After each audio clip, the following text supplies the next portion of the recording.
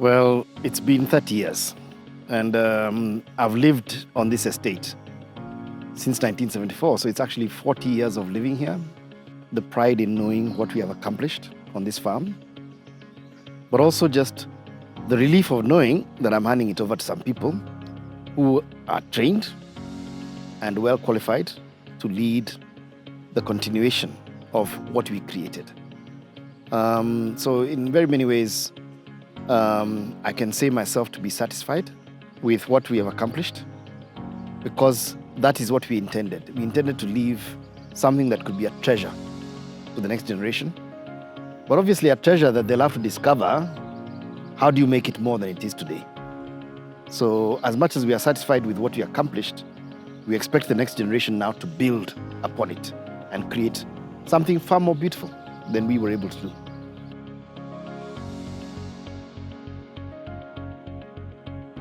So my name is Kibuga Kariithi. I've been the CEO of Karunguru Estate Limited as a company now for something in the region of 30 years. And I'm also the CEO of Kama Group, the group company that runs the assets of the family of the late G.K. Kariithi.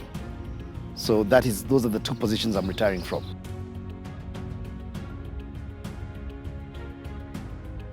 Well, when we came here in the 70s, my father always used to tell me, the road and the frontage are going to be one day a wonderful investment, because Nairobi shall be here. Of course, at that time we thought, really, we're right in the countryside, we're a farm, 22 miles from Nairobi. Maybe not in our lifetime. It's amazing how quickly Nairobi came. And today, everybody can see that Nairobi is here.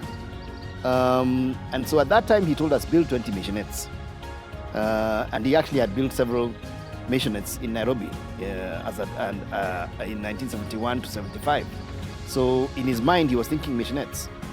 By the time we began to think about this in 2014, we had decided to go for a gated community, mainly to retain the absolute beauty of this countryside, to retain what you call low density development, so that you're not thinking about something that is high rise, that is many people. You're thinking about comfort, leisure, lifestyle, where a community will share this with us.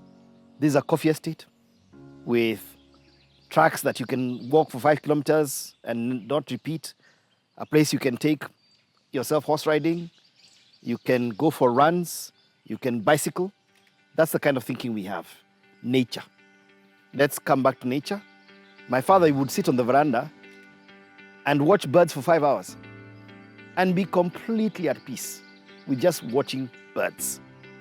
And that's the kind of atmosphere we want to create. An ambience of nature where you just feel how wonderful it is to relax on your porch, and someone can walk in and you can have a cup of coffee and just spend time relaxing at peace with your community, with your environment, and call neighbors to come for dinner, lunch, ambuzi, whatever it is. That's the kind of ambience we wanted to create, because that's the kind of ambience we have lived in for 40 years. And we realized if we like it, there must be someone out there who likes it just as much as we do.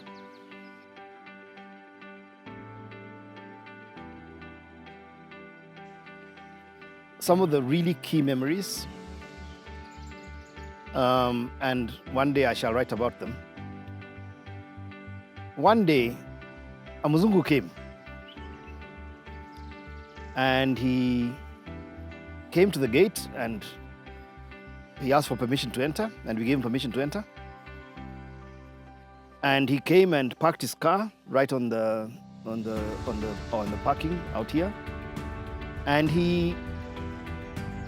my father was sitting on the veranda that day. And he just came up and he said, "My name is Glassford." And he sat down next to my father. and he cried for 30 minutes. That Muzungu was the previous owner. He was the son of the man who started this estate. And just watching him weep that he has come home to a house which was built by his father and which he had lived in for 30 years. Understanding that, and as we talk later, for him to imagine that this house was still as beautiful as he had left it, was still there, was still in an estate of coffee, was still looking as beautiful, well, he actually said more beautiful, and that we had added so many things that he loved. And as we took him round the estate and watched his incredible pleasure in seeing that this estate, which had been his childhood, had moved to a better place, and that we had all these plans to create wonderful houses for people, he couldn't but break down. And so that was the first time I saw my father in silence, knowing that let the man cry. And we just sat there with him in silence, letting him cry. And then we took him around his farm. And I say his farm because his father was the one who started it. And that's really the history that we believe in. That you take something as a steward to where you can. And then others, hopefully your children, take it further.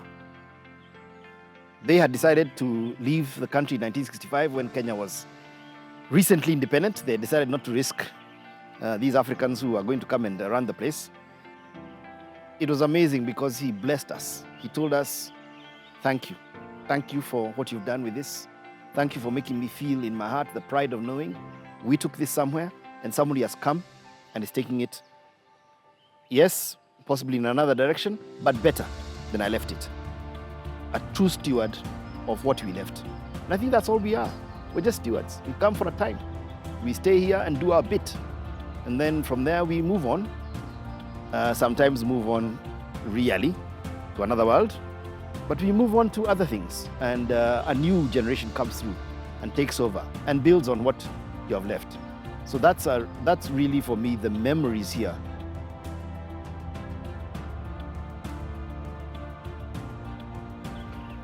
Well, I think one of the biggest realizations we received in 2019 as we walked through how do we get this done, we realized let people build their own homes.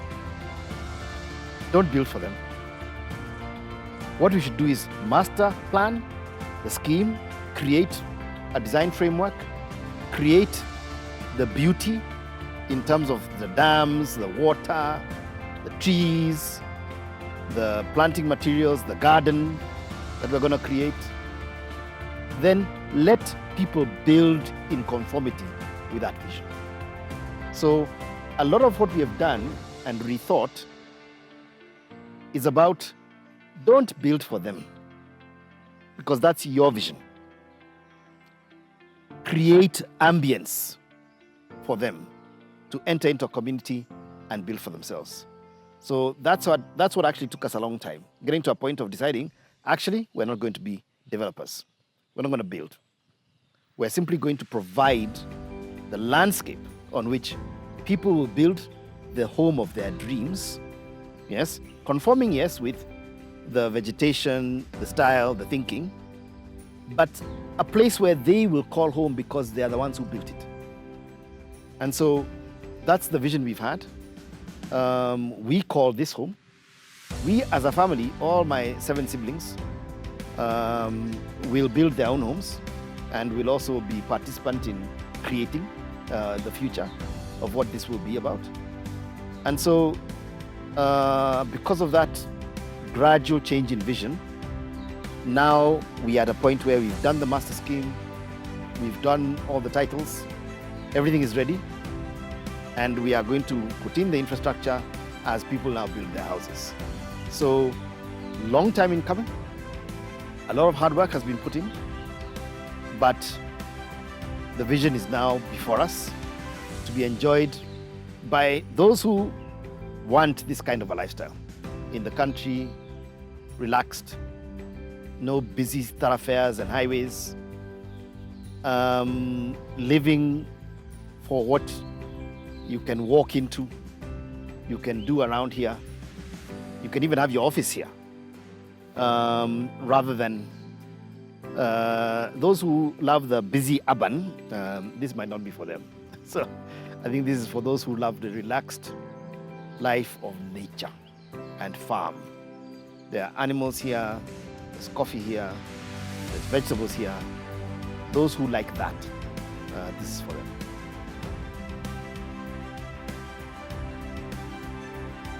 Well, we call it a quarter acre stand. There are no fences. So to size what you buy, we've created quarter acre titles with MOUs. What does that mean? It means that there are very strict guidelines on what you can do with your quarter acre space. Really around, you can put vegetation, so live fence to maximum 1 meter in certain parts of the stand to maybe hide your cat or your small dog.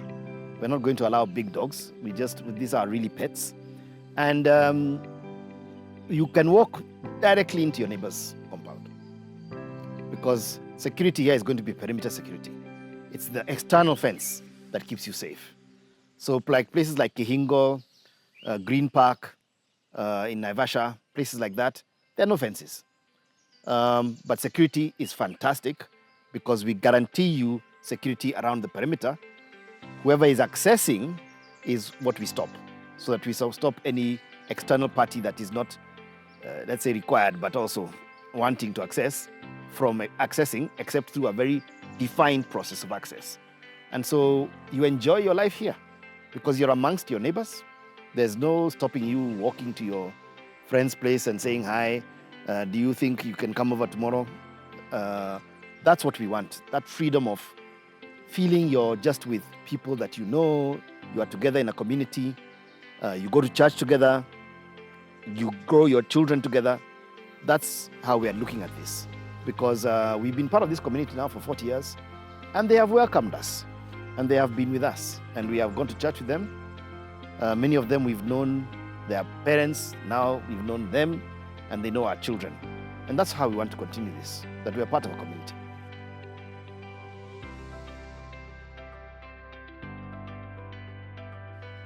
So I've used the word steward with very clear knowledge of what I mean by that.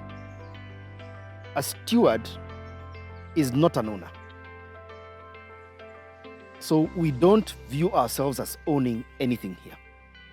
And that comes from the Bible. We own nothing. God has placed us here for a time as stewards to steward his creation for a while. And so there's a lot of the involvement of faith in everything we do. And we have said faith is our lives. It is not something you take off and say, oh, I'm doing business, therefore faith is not there. No, faith is part and parcel of everything we do. And so when we say we are stewards, we're saying really that we are only here for a time. In that time, maximize how much of God's plan you can put on this earth. And as you maximize that, be knowing that a time will come when you can also rest and give over to the new generation coming through. So that time for me, I'm now 62 years of age. I'm feeling, yes, I'm a little tired. Not tired of continuing to watch the coffee, but we have to remember that I used to pick coffee at 5 years of age. So it's been a long time working on these farms. And so now I feel time to tell my children, hata wewe, hata nyinyi fanya kazi. Yeah? It's been tough. It's been hard work. And I think I deserve my rest. And now I can watch them work as hard as I used to. And enjoy in them coming to terms with what we have left. But more importantly, enjoy them bringing me their grandchildren. So while they are working, me, I shall be looking after their children, who are my grandchildren.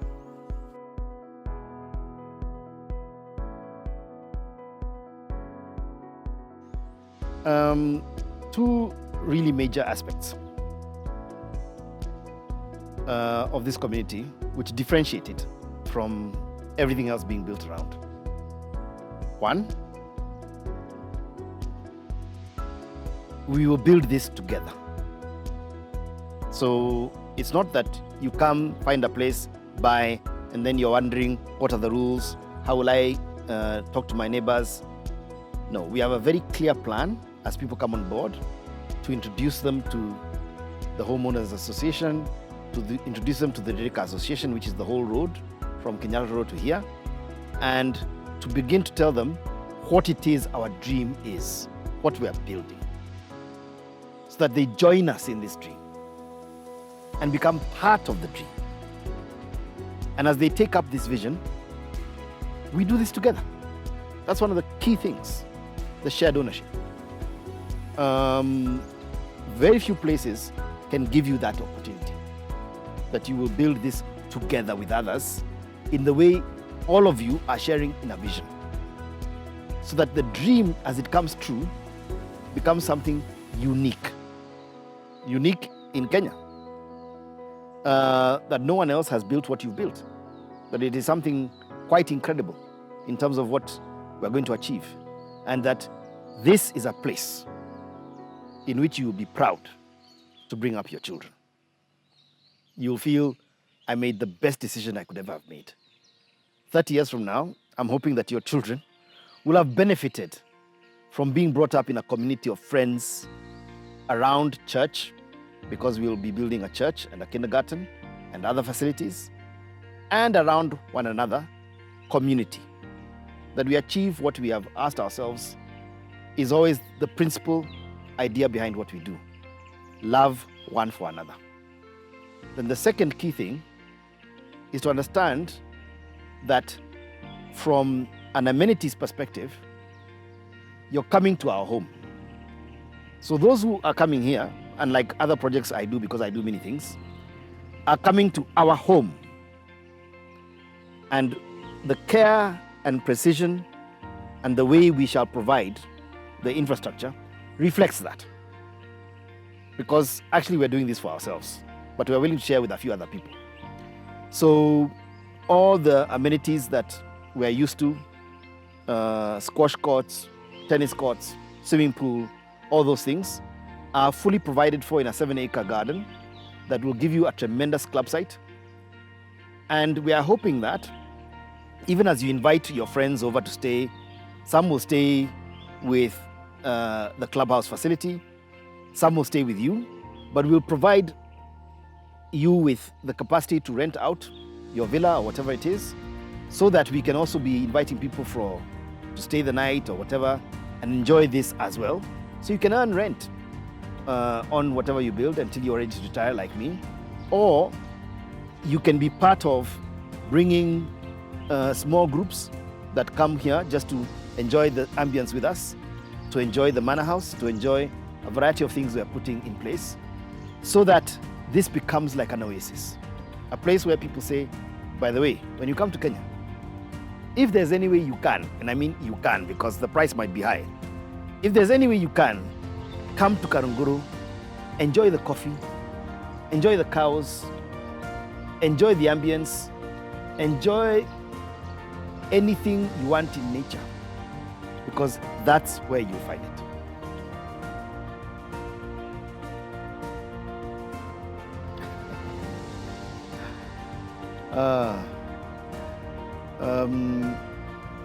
For me, I must admit that at my core,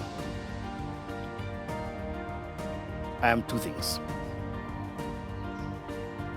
Firstly, a preacher. And when I say preach, I mean there are 7 ways you can evangelize the world. And so I talk about God. And I talk about Him in very many forums. And for example, the prayer breakfast is this month. And so I'm very much part of hosting the prayer breakfast. where the nation comes to prayer, the lay nation comes to prayer for a whole morning just to honor God. But more importantly, the vocation that God gave me, the purpose He gave me was investment banking. And there are so many things I'm still to accomplish in that area. So I want to say that investment banking is actually what we call financial disintermediation. I remove the bank from between people and the funding they need to achieve their ideas. I get the bank out of the way. And I find ways for you to come to those with money and those with ideas to merge and find their purpose. That's actually what I've done for, call it now 30 years. And so as I now look at the estate and the agriculture and other things that I'm giving over to my children, those things I have not yet accomplished in finance, which is my area. I want to spend at least the next 10 years accomplishing them, getting them to a better place. Kenya, unfortunately, sadly, since I left the financial sector maybe 15 years ago, has gone backwards. We have fewer products than I had when I was doing this in my day. And we want to correct a lot of those things, help the stock exchange return to the way I left it in 2006. But most of all, get Kenyans to understand that the funding they want for their ideas is available.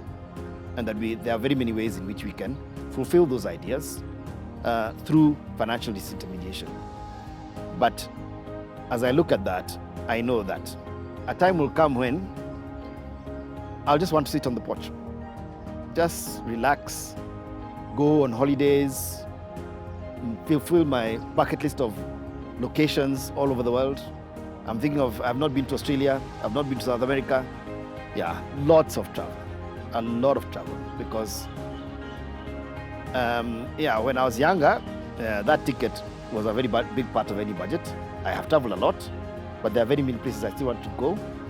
And also I'm a mountaineer. Mount Kenya and Mount Kilimanjaro in terms of both destinations, and trying to ensure that climbing them is not as hard as it used to be. Big visions of mine. And so a lot to do as a person, but retirement for me is really not about stopping working. It's about changing what you've been doing to do only what you love. So really what I'm saying is, I have now the capacity to give back to the next generation those things I was doing because I had to do them. And then take up the 5% of things that I feel, this is what I just enjoy. I don't have to be asked to do this. I don't have to be paid to do it. I just love doing it. And so that's what I'm headed towards now.